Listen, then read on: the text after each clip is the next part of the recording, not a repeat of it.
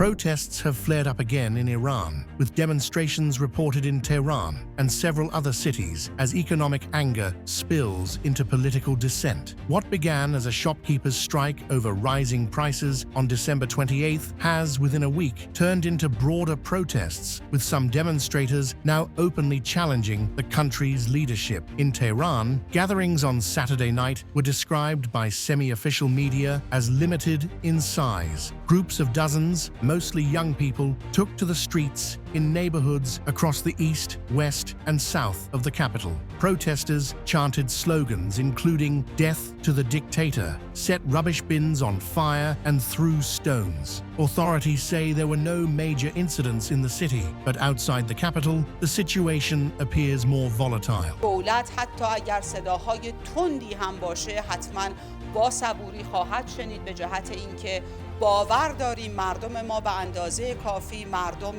صبوری هستند و وقتی که صداشون در میاد یعنی فشاری که بر اونها وارد می شده فشار بالایی هست. کار دولت این هستش که صداها رو بشنوه و کمک بکنه نسبت به فهم مشترک برای حل مسائلی که در جامعه وجود داره. In Malikshahi, a small county in western Iran with a large Kurdish population, clashes turned deadly. Iranian media reported that protesters tried to storm a police station. A member of the security forces was killed, and 2 alleged attackers also died during the confrontation. The unrest has now drawn a direct response from Iran's top leadership. On Saturday, Ali Khamenei addressed the protests publicly for the first time. He said demonstrations remain sporadic and have not spread nationwide. According to him, 14 people, including members of the security forces, have been killed since the unrest began.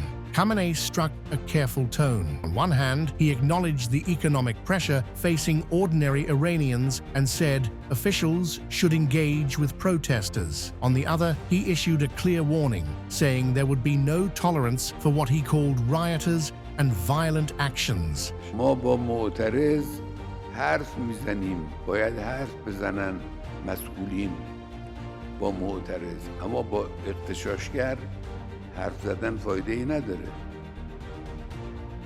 اغتشاشگر رو باید به جای خودش نشان.